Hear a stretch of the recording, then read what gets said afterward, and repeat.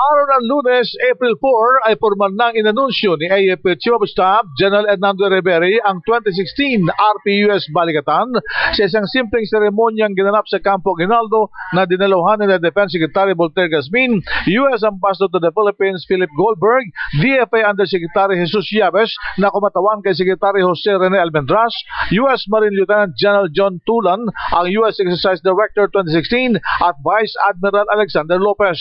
Ipinaliwanag ni U.S. Marine Commander Lieutenant General John Tulan, ang U.S. Balikatan Exercise Director, na ang mga bagong armas na kanilang gagamitin sa RPUS military exercise tulad ng mobile rockets ay 5 taon pa lamang nilang nagagamit sa Afghanistan at kanyang nakikita na makakatulong sa Armed Forces of the Philippines.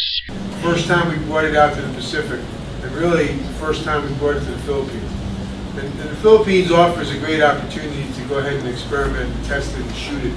Ayon naman kay Major General Rodolfo Santiago, ang Assistant Exercise Director ng RPUS Balikatan, na malaking bagay para sa AFP na masubukan ng mga bagong kagamitan ng mga Amerikano na posible at potensyal na maihanay sa programa ng modernisasyon ng Armed Forces of the Philippines.